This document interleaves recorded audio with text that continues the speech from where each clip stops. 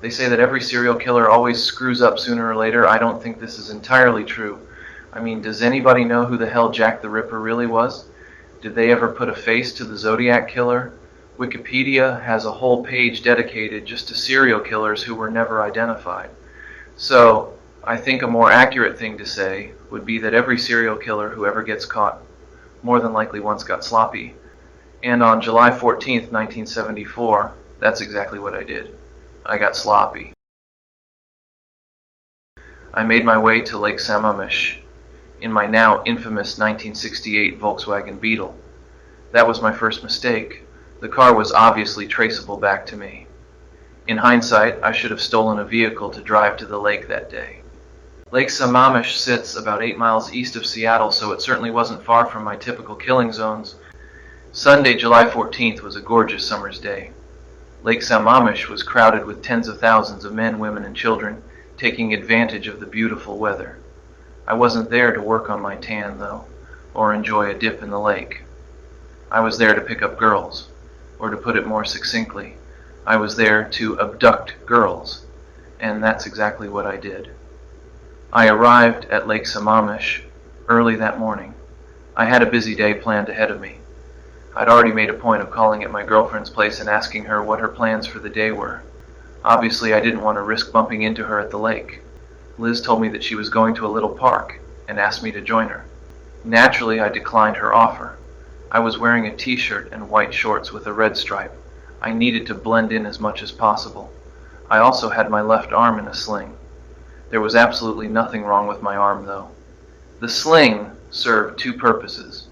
Firstly, it gave the impression that I was injured, and thus could not physically harm a person, even if I wanted to. Secondly, it gave me an excuse for approaching women in the first place. The ruse was pretty straightforward. All I had to do was convince a target that I needed help rigging a sailboat to my car. Once we arrived at my car, the target would obviously be confused when they saw no sailboat present. I would then tell them that the sailboat was at my parents' house, a short drive away.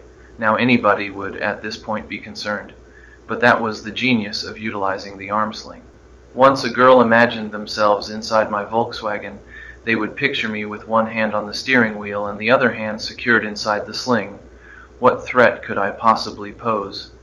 But still, the first girl I managed to convince to help me with my sailboat bolted once we arrived at my car and she saw no sailboat in sight. I tried to explain that it was at my parents' house, but she was having none of it. She scurried away and I was left cursing my luck.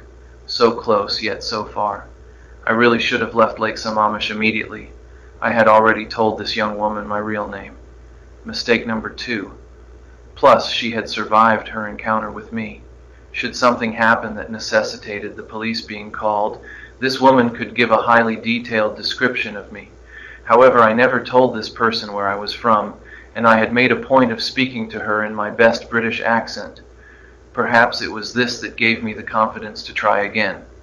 Should I succeed in abducting somebody, then hopefully the cops would think some British tourist was responsible.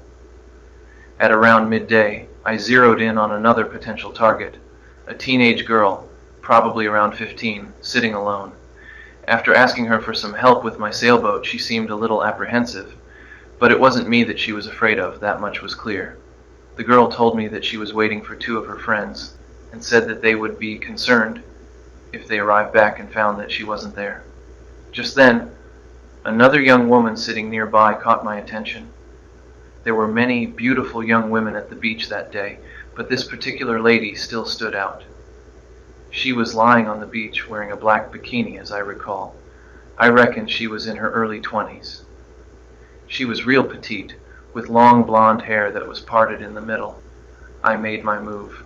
Remember, I'd already come close to tricking a target into getting inside my car earlier that day.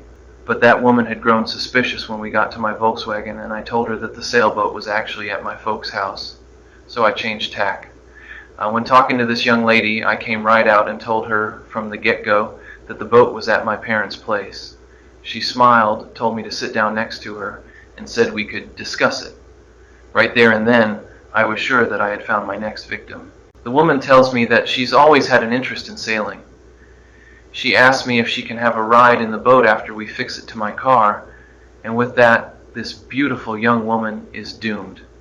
She gets up to leave with me, but then she hesitates. She has a yellow bicycle with her and says that she is worried somebody might steal it while we are gone. In a flash, I tell her not to worry. There's more than enough room in my trunk, I say. She stands up, picks up her towel, and says, "Hi, I'm Jan." We walk to my car. I'm the last person that ever sees Janice Ott alive. Later that day, I returned to Lake Sammamish. I don't know if it was arrogance, or my insatiable bloodlust, or maybe even a combination of both of those things that brought me back there, but either way, I was back on the hunt. I loitered around the restrooms for a while, waiting to make my move. The ruse about needing help with a sailboat had worked once before. Who was to say it wouldn't work again?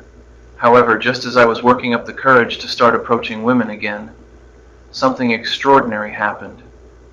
A woman approached me. I couldn't believe my luck. She said her name was Denise, and I reckoned her to be around 18 years old.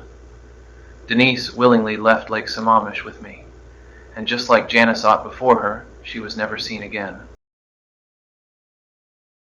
That evening, I took my girlfriend Liz for a bite to eat at a bowling alley. We ordered some hamburgers. Liz barely touched hers, but I was famished and devoured too. She seemed curious as to what I had done with my Sunday. I told her that I had spent my time cleaning my car and doing some chores around the house. After our meal, we went back to Liz's house. A ski rack belonging to Liz was still attached to my Volkswagen. I made a point of taking it off and putting it back on Liz's car, as I felt that there was now a good chance every cop in a 30-mile radius would be on the lookout for a tan-colored Volkswagen Beetle with a ski rack on top of it. Following my outing at Lake Sammamish, I took the following Monday and Tuesday off work. During that time, the police released a composite sketch of the man suspected of abducting the two young women from the lake the previous Sunday. The cops also had a name to go with my sketch, Ted, and they revealed that their suspect also drove a metallic brown Volkswagen. When I returned to my job at the Department of Emergency Services the following Wednesday, many of my coworkers took delight in teasing me and pointing out the similarities between myself and the suspect. I would later learn that some people entertained the idea that I was indeed the person who had abducted Janice Ott and Denise Naslund from the lake that day. At least two of my coworkers, one of my university professors, and even my own girlfriend, all contacted the cops to report their suspicions about me. Fortunately for me, though, the police were receiving hundreds of tips a day, and when they looked at my record, they thought that there was no way a clean-cut law school student could be the monster they were looking for. However, seeing a sketch of my profile coupled with my name spooked me to no end. I had two options: stop killing women or find somewhere else to do it, somewhere far away from Washington State. So a few weeks later, I set off for Utah. By now I was a seasoned killer, and many more women would meet their untimely end at my hands. But that's a story for another day.